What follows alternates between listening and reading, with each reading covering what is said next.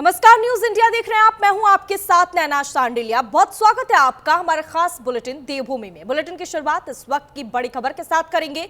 उत्तराखंड को प्रधानमंत्री नरेंद्र मोदी ने सौगात दी है। दिल्ली देहरादून एक्सप्रेसवे की बड़ी सौगात देंगे प्रधानमंत्री नरेंद्र मोदी। एक्सप्रेसवे के उद्घाटन की तैयारी तेज। जनवरी में प्रधानमंत्री नरेंद्र मोदी उद्घाटन कर सकते हैं। नए साल की शुरुआत में उत्तराखंड को बड़ी सौगात मिलने जा रही है। इस वक्त की ब्रेकिंग न्यूज आप तक पहुंचा रहे हैं। दिल्ली देहरादून एक्सप्रेसवे के उद्घाटन की तैयारियां तेज कर दी गई हैं। माना जा रहा है कि जनवरी 2026 में प्रधानमंत्री नरेंद्र मोदी इस महत्वाकांक्षी परियोजना का उद्घाटन कर सकते हैं और इसके लिए सड़क परिवहन और राजमार्ग मंत्रालय की ओर से प्रधानमंत्री कार्यालय से समय मांगा गया है। दिल्ली देहरादून एलिवेटेड रोड के चालू होते ही राजधानी दिल्ली से देहरादून तक का जो सफर है मात्र 2.5 घंटे में पूरा हो सकेगा और ऐसे में ये उत्तराखंड वासियों के लिए बड़ी सौगात है। इससे न सिर्फ आम जनता को बड़ी राहत मिलेगी बल्कि पर्यटन और व्यापार को भी नया आयाम मिलेगा। पर्यटन और व्यापार को भी उत्तराखंड में बढ़ावा मिलेगा। मुख्यमंत्री पुष्कर सिंह धामी ने बताया है कि दिल्ली देहरादून एलिवेटेड रोड का कार्य लगभग पूरा हो चुका है और मुख्यमंत्री साथ ही साथ ये भी कहा है उन्होंने कि इस परियोजना से हरिद्वार, ऋषिकेश, देहरादून, मसूरी, धनौल्टी और विकासनगर समेत पूरे रीजन को सीधा इसका लाभ मिलेगा। इसके लिए प्रधानमंत्री नरेंद्र मोदी और केंद्रीय सड़क परिवहन मंत्री का उत्तराखंड की जनता की ओर से धन्यवाद करता हूं। बड़ी और अहम जानकारी, उत्तराखंड को प्रधानमंत्री नरेंद्र मोदी की ओर से ये बड़ी सौगात मिलने वाली है। दिल्ली देहरादून एक्सप्रेसवे की सौगात प्रधानमंत्री नरेंद्र मोदी देने वाले हैं। बता दें आपको, एक्सप्रेसवे के उद्घाटन की तैयारी तेज कर दी गई है और इसके उद्घाटन के बाद न सिर्फ पर्यटन को बल्कि व्यापार को भी बढ़ावा मिलेगा और उत्तराखंड वासियों को ये बड़ी सौगात प्रधानमंत्री नरेंद्र मोदी की तरफ से मिलेगी।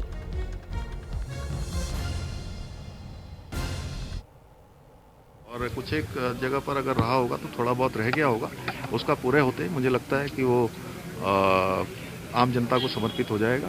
हम आदरणीय प्रधानमंत्री जी का और आदरणीय सड़क परिवहन मंत्री जी का बहुत उत्तराखंड की जनता की तरफ से और उत्तराखंड के साथ साथ पूरे देश के लोग हरिद्वार, ऋषिकेश, देहरादून, मसूरी, धनौल्टी, विकासनगर, इस पूरे रीजन में आते हैं, उन सब की तरफ से भी, समस्त देशवासियों की तरफ से भी आदरणीय प्रधानमंत्री नरेंद्र मोदी जी का और आदरणीय नितिन गडकरी जी का। इस खबर पर ज्यादा जानकारी के लिए हमारे साथ संवाददाता हिमांशु जुड़ गए हैं। चलिए सीधा रुख कर लेते हैं हिमांशु का। हिमांशु, प्रधानमंत्री नरेंद्र मोदी की तरफ से उत्तराखंड वासियों को ये बड़ी सौगात मिलने वाली है, इसको लेकर क्या कुछ जानकारी और क्या कुछ अपडेट है? इससे पर्यटन को कितना बढ़ावा मिलेगा, हमारे दर्शकों को बताइए। निश्चित रूप से देखिए, उत्तराखंड के लिहाज से बात कर ली जाए तो एक बड़ी सौगात नए वर्ष पर उत्तराखंड को मिल सकती है क्योंकि माना ही जा रहा है कि दिल्ली देहरादून एक्सप्रेसवे जो 210 किलोमीटर का है उसका जो उद्घाटन है वो 16 जनवरी के आसपास प्रधानमंत्री नरेंद्र मोदी कर सकते हैं क्योंकि सड़क परिवहन मंत्रालय की ओर से जो है समय मांगा गया पीएमओ ऑफिस से कि प्रधानमंत्री का उनको जल्द समय मिले। इस लिहाज से अगर उत्तराखंड की खासतौर पर बात कर लें तो उत्तराखंड के लिहाज से देखा जाए तो ये बहुत महत्वाकांक्षी परियोजना है। भारतमाला परियोजना के तहत ये जो परियोजना है वो बनी है और इसके साथ ही साथ ये भी कहा जा सकता है कि आने वाले दिनों में उत्तराखंड में जिस तरीके से लगातार पर्यटन बढ़ रहा है, एक साल की बात कर ले तो एक वर्ष में जो है तकरीबन 6.5 करोड़ से ऊपर की जो आबादी है वो उत्तराखंड में आती है और हर वर्ष जो है पर्यटक यहाँ पर आते हैं। तो ऐसे में 2.5 घंटे के सफ़र के होने के बाद जो है ये कहा जा सकता है कि लगातार जो पर्यटकों की संख्या उसमें इजाफा देखने को मिलेगा और इसके साथ ही पर्यटकों के साथ साथ जो है जो लोग हमें डेली उत्तराखंड आते हैं तो उनको भी जो है यहाँ पर आने जाने में कोई दिक्कत नहीं होगी क्योंकि तकरीबन 12,000 करोड़ की योजना है और इसमें सबसे बड़ी बात यह है कि ईचे का तकरीबन 12 किलोमीटर लंबा एक एलिवेटेड ऐसा बना है जिसे वाइल्ड लाइफ कॉरिडोर कहा जा रहा है और वाइल्ड लाइफ कॉरिडोर के साथ साथ जो है तकरीबन 6 अंडरपास इसमें जो है जंगली जानवरों के लिए बनाए गए। जी देखिए हिमांशु, ये बड़ी सौगात है उत्तराखंड वासियों के लिए। ऐसे में ये परियोजना जो है ये कितना महत्वपूर्ण है और इसके बाद कितना फायदा होगा?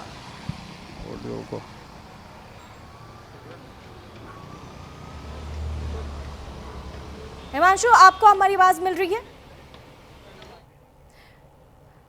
ठीक है, तमाम जानकारी साझा करने के लिए हिमांशु बहुत बहुत शुक्रिया आपका। और खबरों में आगे बढ़ेंगे। बड़ी खबर इस वक्त की बता दें आपको, हरिद्वार में हिस्ट्री शीटर विनय त्यागी की मौत हो गई है। ऋषिकेश एम्स में इलाज के दौरान उसकी मौत हो गई है। आरोपी पर पेशी पर जाते समय हमला हुआ था। हमले में पुलिस के 2 जवान भी गंभीर रूप से घायल हुए थे। हरिद्वार जिले के लक्सर क्षेत्र में बता दें आपको, उस समय अफरा तफरी मच गई जब रुड़की जेल से लक्सर कोर्ट में पेशी के लिए ले जा रहे कुख्यात अपराधी विनय त्यागी पर बाइक सवार बदमाशों ने फायरिंग कर दी। हमले में विनय त्यागी और पुलिस काफिले के 2 कांस्टेबल गंभीर रूप से घायल हो गए थे। घटना लक्सर फ्लाईओवर के पास हुई, जिसके बाद पुलिस ने सभी घायलों को इलाज के लिए अस्पताल में भर्ती करवाया, लेकिन आज इलाज के दौरान हिस्ट्री शीटर विनय त्यागी की मौत हो गई है। बता दें आपको, ऋषिकेश एम्स में इलाज चल रहा था। वहीं मौत की सूचना मिलते ही मौके पर हरिद्वार पुलिस पहुंची और शव को कब्जे में लेकर पोस्टमार्टम के लिए भेज दिया है। कानूनी कार्रवाई की प्रक्रिया भी शुरू कर दी गई है। बता दें आपको, पोस्टमार्टम एम्स ऋषिकेश में ही कराया जाएगा। वहीं मौत की आधिकारिक पुष्टि एम्स के जनसंपर्क अधिकारी डॉक्टर श्रीलाय मोहंती ने दी है। वहीं इस पूरे मामले में हिस्ट्री शीटर विनय त्यागी की बहन सीमा त्यागी ने गंभीर आरोप लगाया है। बड़ी और अहम जानकारी इस वक्त की, ऋषिकेश एम्स में इलाज के दौरान हिस्ट्री शीटर की मौत हो गई है। विनय त्यागी की मौत की खबर, बता दें आपको, हरिद्वार में हिस्ट्री शीटर विनय त्यागी की मौत हो गई है। कुछ ही दिन पहले हमलावरों ने पेशी के दौरान उस पर हमला कर दिया था और इस दौरान वो गंभीर रूप से घायल हो गया था, जिसके बाद उसको अस्पताल में भर्ती करवाया गया था और एम्स में, ऋषिकेश एम्स में इलाज के दौरान विनय त्यागी की मौत हो गई है।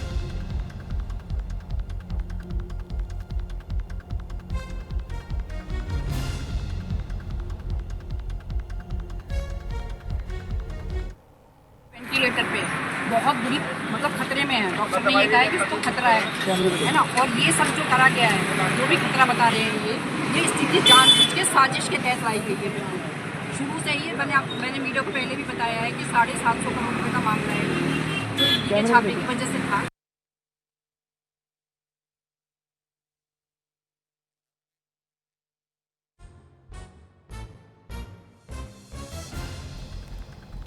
इस खबर पर ज्यादा जानकारी के लिए हमारे साथ संवाददाता प्रवेश राय जुड़ गए हैं। चलिए सीधा रुख कर लेते हैं प्रवेश राय का। प्रवेश, ये बड़ी खबर सामने आ रही है, कुछ दिन पहले उस पर हमला हुआ था, पिछले 2 दिन पहले, और आज विनय त्यागी की मौत की खबर आ रही है, हिस्ट्री शीटर की मौत की खबर सामने आई है। इस पूरे मामले को लेकर अब तक क्या कुछ जानकारी और अपडेट है?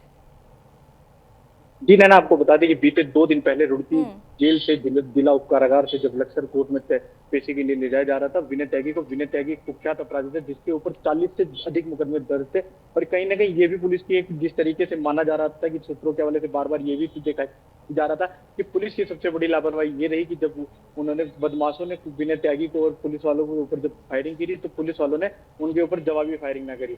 उसके बाद देखने को जिस तरीके से मिला कि विनय त्यागी के ऊपर 3 गोलियां लगी, उनके 3 गोलियां लगने के बाद विनय त्यागी गाड़ी के अंदर ही गिर पड़ा और 2 पुलिस वाले भी घायल हुए।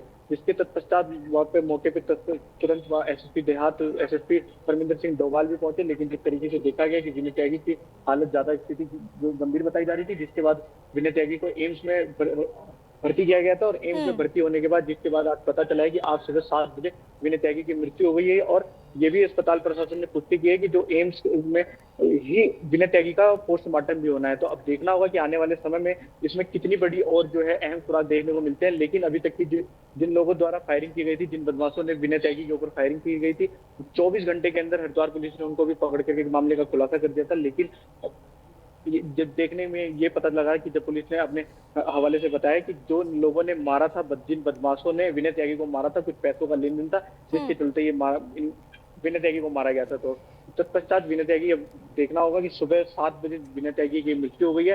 अब पोस्टमार्टम भी वहीं पर हो रहा है, हरिद्वार पुलिस भी जो है मौके पर पहुंच गई है। अब देखना होगा कि अब आने वाले समय में क्या और अहम सुराग मिलते हैं यहाँ पे। प्रवेश, देखिए, पूरे मामले में क्या हमलावरों की पहचान हो पाई है और क्या जिन हमलावरों ने हमला किया था उनमें से किसी की गिरफ्तारी पुलिस कर पाई है?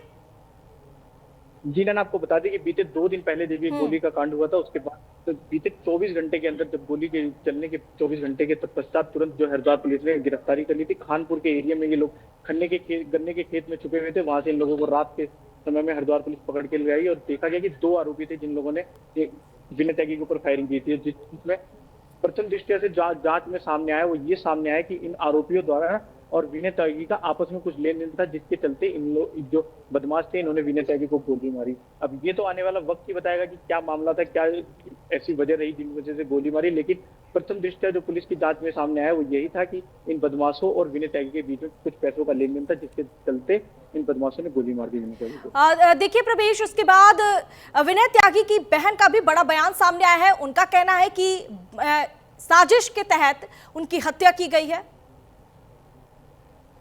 जी नैना, ये कह पाना तो मुश्किल होगा कि साजिश थी या क्या पूरा मसला था, क्योंकि पुलिस कस्टडी में इस तरीके से लेकर जाया जा रहा था और पुलिस कस्टडी में मृत्यु हो गई, पुलिस कस्टडी में गोली चल जाना, उसके बाद पुलिस की जवाबी फायरिंग ना करना, ये भी कहीं ना कहीं एक अलग कयास देखने को मिल रही है। लेकिन एक सबसे बड़ा जो है हरिद्वार पुलिस पर भी सवाल यही बार बार खड़ा हो रहा था कि जब इतना वक्त मिला, इतनी धीरे और एक स्प्लेंडर बाइक से जो आए बदमाश और गोली मार करके सबके सामने चले गए, अफरा तफरी का माहौल हो गया। और जो वहां पे पुलिस थी, देखा गया कि पुलिस के पास वेपन थे और वेपन वो भी ये हाई इक्विपमेंट वेपन थे, जिसके जवाबी फायरिंग नहीं करी पुलिस वालों ने। तो ये भी एक आरोप जताया जा रहा था, जो विनय त्यागी की बहन थी उनके द्वारा यही बार बार कहा जा रहा है कि साजिश के तहत है। ये तो पूरा मामला जो है जांच के बाद ही पता चलेगा कि साजिश थी या क्या थी, या पैसे के लेन देन था, ये तो आने वाला वक्त ही बताएगा। लेकिन देखना होगा कि और आने वाले समय में इससे कुछ अहम सुराग देखने को मिलते हैं और किसी के ऊपर हमला होता है या किस तरीके से और देखने को मिलता है। देखिए प्रवेश, जिस तरह से ये खबर सामने आई है, दिन दहाड़े एक हिस्ट्री शीटर पर गोलियां बरसा दी जाती है और उसके बाद पुलिस संरक्षक में ही ये बड़ी खबर सामने आती है। इसके बाद पुलिस प्रशासन पर भी अब सवाल उठता है कि क्या पुलिस प्रशासन से ज्यादा ताकतवर जो है वो हमलावर हो गए हैं और बेखौफ अपराधियों के हौसले इस कदर बुलंद हो गए हैं कि वो पुलिस संरक्षक में भी कोई अपराधी सुरक्षित नहीं है। जी ना, जिस तरीके से देखा गया कि पुलिस की मौजूदगी में पुलिस जब पेशी पर ले जा रही थी, उसी वक्त जब विनय त्यागी को गोली मारी गई, तो वहां पे जो एक एसआई और 2 कांस्टेबल थे, उनके तत्पश्चात 24 घंटे के अंदर ही उनको निलंबित कर दिया गया था और निलंबित करके साफ आदेश दिए गए थे। अब निलंबन कर कार्रवाई भी की गई। अब देखना होगा कि ये ऐसा किस वजह से रहा कि पुलिस ने जवाबी फायरिंग नहीं की, लेकिन पुल पर जो है भीड़ थी और भीड़ में पुलिस का जो प्रथम दृष्टया है, जो सूत्रों के हवाले से वो पुलिस का यही कहना है कि अगर हमारी तरफ से जवाबी फायरिंग की जाती तो हो सकता है कि और ज्यादा अफरा तफरी मच जाती। इसी वजह से पुलिस ने जवाबी फायरिंग नहीं की और 24 घंटे के अंदर जो है बदमाशों को पकड़ लिया। लेकिन कहीं ना कहीं ये भी एक सबसे बड़ा हरिद्वार पुलिस पर सवाल खड़ा होता है कि पुलिस कस्टडी के अंदर इस तरीके से एक विनय त्यागी यानी कि कुख्यात अपराधी को मार दिया गया। और आप ये भी समझ सकते हैं कि इतना बड़ा कुख्यात अपराधी 40 से अधिक मुकदमे दर्ज होने के बाद सिर्फ एक ही गाड़ी में उसको किस तरीके से लेकर जाया जा रहा था कोर्ट में। ये जो विनय त्यागी की बहन है, अगर वो आरोप लगा रही थी, कहीं ना कहीं इस आरोप के पीछे भी जो देखना होगा कि जब सामने जांच आएगी तो कहीं साजिश ही ना निकले देखने में। देखिए, जिस तरह से आपने बताया कि अपराधी पर 40 से ज्यादा मामले दर्ज हैं और इतना बड़ा कुख्यात अपराधी है और इसकी अगर पेशी के लिए पुलिस प्रशासन उसको लेकर जा रही है, तो सुरक्षा क्या चाक चौबंद नहीं होनी चाहिए? जी ना, बिल्कुल चाक चौबंद व्यवस्था होनी चाहिए थी। इसीलिए बार बार हरिद्वार पुलिस और उत्तराखंड पुलिस पर सवाल खड़े किए जा रहे हैं कि एक ही गाड़ी में अगर 40 से अधिक मुकदमे विनय त्यागी के ऊपर कुख्यात अपराधी जाना माना हिस्ट्री शीटर, उसके ऊपर ही अगर इस तरीके से हमला हो गया तो क्या और कौन सेफ बचेगा। जिस तरीके से दिन दहाड़े फायरिंग हुई, पुल पर जनता थी, पुल पर भीड़ का माहौल था, जिस तरीके से सामने देखा गया तो कहीं ना कहीं भय का माहौल भी बना हुआ था। लेकिन हरिद्वार के जो कप्तान परमिंदर सिंह डोभाल हैं, उन्होंने साफ तौर से कहा कि डरने की कोई जरूरत नहीं है, बदमाश थे, उन्होंने किया, लेकिन उनको 24 घंटे के अंदर पकड़ लिया गया। लेकिन सबसे बड़ी बार बार जो सवाल हरिद्वार पुलिस पर यही खड़ा हो रहा था कि एक ही गाड़ी के अंदर 3 से 4 कांस्टेबल इतने बड़े कुख्यात अपराधी को क्यों लेकर जा रहे थे, और एस्कॉर्ट क्यों नहीं थी, और आगे पीछे वाहन क्यों नहीं थे, और जो पुलिसकर्मी थे और इनकी सुरक्षा में क्यों नहीं कोर्ट में लेकर जाया जा रहा था। अब देखना होगा कि आगे आने वाले समय में जांच में क्या निकलकर सामने आएगा और ये देखने वाली बात होगी साफ तौर पर जिस तरह से बेखौफ अपराधियों के हौसले इस कदर बुलंद हो गए हैं कि पुलिस संरक्षक में भी अब कोई आदमी सेफ नहीं है, तो ये बड़ा सवाल पुलिस प्रशासन पर भी अब खड़ा होता है। ठीक है, तमाम जानकारी हमारे साथ साझा करने के लिए बहुत बहुत शुक्रिया प्रवेश आपका। खबरों में आगे बढ़ेंगे। पूर्व सीएम स्वर्गीय नित्यानंद स्वामी की जयंती आज। सीएम धामी ने नित्यानंद स्वामी को श्रद्धांजलि अर्पित की है। सीएम धामी ने श्रद्धांजलि सुमन अर्पित की। बता दें आपको, साथ ही साथ मुख्यमंत्री ने कहा कि स्वामी ने राज्य की प्रशासनिक नींव मजबूत की। मुख्यमंत्री पुष्कर सिंह धामी ने प्रदेश के पहले मुख्यमंत्री स्वर्गीय नित्यानंद स्वामी की जयंती के अवसर पर मुख्यमंत्री आवास में उनके चित्र पर श्रद्धा सुमन अर्पित कर उनका भावपूर्ण स्मरण किया। इस दौरान मुख्यमंत्री ने कहा कि नित्यानंद स्वामी के नेतृत्व में राज्य की प्रशासनिक नींव बहुत मजबूत हुई। उन्होंने कहा कि स्वामी जी का जीवन समाज और राष्ट्र सेवा के प्रति समर्पण, नैतिक मूल्यों और लोक कल्याण के आदर्शों का प्रेरक उदाहरण है।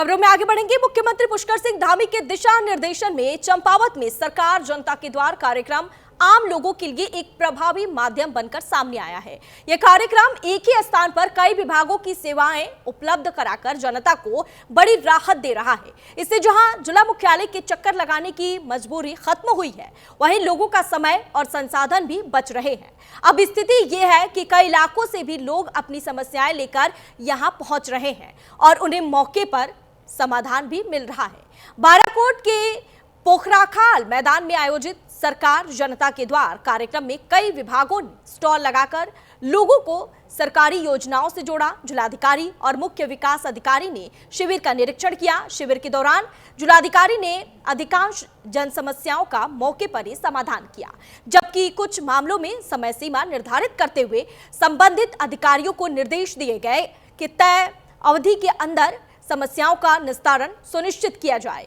वहीं जनता दरबार में ब्लॉक के कई गांवों से आए फरियादियों से जिलाधिकारी ने सीधा संवाद कर उनकी समस्याएं सुनी। लोगों ने मुख्यमंत्री के प्रति आभार जताते हुए जन समस्याओं के जल्द निस्तारण के लिए जिलाधिकारी के प्रयासों की सराहना की। इस दौरान जिलाधिकारी ने महिला समूह के बनाए गए उत्पादों की भी सराहना की।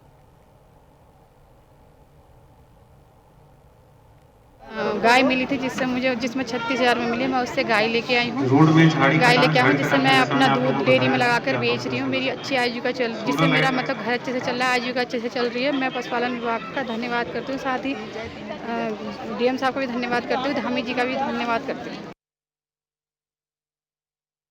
सर, आज के हमारे शिविर के बारे में सर, जैसा आप सभी विदित हैं कि सरकार जन जन के द्वार और जन जन की सरकार जो है अभी माननीय मुख्यमंत्री जी के परिकल्पना, उनके निर्देशों और उनके दूरदर्शिता के दृष्टिगत लोग सभी प्रशासन के सभी जो अधिकारी हैं, कर्मचारीगण हैं, अभी दूरस्थ क्षेत्रों में न्याय पंचायत स्तर पर हम लोग जा रहे हैं और गांव-गांव में न्याय पंचायतों में जितने भी हमारे सामान्य जनप्रतिनिधि हैं, उनसे आह्वान करके उनके सहयोग के साथ हम लोग कैंप लगा रहे हैं। भूमि पर कब्जे के आरोप को लेकर एक परिवार डीएम कार्यालय के बाहर धरने पर बैठ गया, जहां एक युवक ने रोशनाबाद क्षेत्र में सरकारी भूमि पर अवैध कॉलोनी निर्माण का आरोप लगाया है। उनका कहना है कि इस भूमि में उनकी 3 बीघा निजी भूमि भी शामिल है, जिस पर कब्जा कर लिया गया है। वहीं उनका कहना है कि साल 2007 से 2008 में जमीन से जुड़ी प्रक्रियाओं में गंभीर अनियमितताएं हुई, जिनकी शिकायत वह सालों से कर रहे हैं, लेकिन अभी तक न्याय उन्हें नहीं मिला है। आरोप है कि सरकारी अधिकारियों की मिलीभगत से उनकी जमीन पर कॉलोनी का निर्माण किया गया। उन्होंने चेतावनी दी है कि जब तक उन्हें न्याय नहीं मिलता है, वो लगातार विरोध जारी रखेंगे। जिला प्रशासन ने इस पूरे मामले को गंभीरता से लेते हुए जांच के आदेश दिए हैं। जिलाधिकारी मयूर दीक्षित ने बताया कि शिकायत को संज्ञान में लेते हुए एसडीएम स्तर की जांच बैठाई गई है और रिपोर्ट मिलने के बाद नियमानुसार कार्रवाई की जाएगी। मैटर में जो आपने मेरी नॉलेज में डाला, इसमें पूर्व में भी इनके द्वारा शिकायत की गई थी और जो भी ज़मीन को लेकर या नक्शे अप्रूवल को लेकर या लैंड के रिकॉर्ड्स को लेकर जो शिकायत है, उसमें हमने उप जिलाधिकारी को एक जांच करने के लिए बोला गया है। जैसी जांच की रिपोर्ट आती है उसके अनुसार अग्रिम कार्रवाई करेंगे और अगर कोई जो एप्लीकेंट है या कंप्लेनेंट है उनकी कोई और भी शिकायत होगी तो उसकी सुनवाई की जाएगी। ये पूरा मामला भाई साहब ग्राम आने के हेतमपुर में हीरो रियल्टी प्राइवेट लिमिटेड स्थित ग्राम आने के हेतमपुर, जो कि 135 बीघा भूमि पर फर्जी लेआउट, फर्जी रजिस्ट्रियाँ और फर्जी पैनामे, फर्जी दखल खारिज हो रहे हैं। जबकि माननीय मुख्यमंत्री उत्तराखंड सरकार को शिकायती पत्र पर एसडीएम हरिद्वार के द्वारा एक जांच हुई। जांच में ये बिल्कुल साफ हो गया क्लियर कि हीरो रियल्टी के नाम राजस्व अभिलेख ही नहीं है। किसानों की आय दोगुनी करने को लेकर राज्य सरकार में चल रही कई प्रकार की योजनाओं के मद्देनजर प्रदेश सरकार लाख दावे करती है, लेकिन प्रदेश के किसान आज भी धरातल पर प्रदर्शन करने के लिए मजबूर है। जहां राज्य सरकार ने कहा है कि धान की फसल का भुगतान 24 से 48 घंटे के अंदर सीधे किसानों के खाते में कर दिया जाएगा, लेकिन उधम सिंह नगर के जसपुर में किसानों का भुगतान तो बहुत दूर की बात है। 2 से 2.5 महीने बीत जाने के बावजूद भी किसानों का धान पोर्टल पर नहीं चढ़ पाया है, जिसको लेकर किसानों में आक्रोश देखने को मिल रहा है। इसके चलते आक्रोशित किसानों ने जसपुर के सुभाष चौक पर एकत्रित होकर प्रदर्शन किया और साथ ही मांग की किसानों की धान की फसल का भुगतान प्रदेश सरकार जल्द से जल्द कराए, नहीं तो किसान प्रदर्शन लगातार करने के लिए बाध्य होंगे।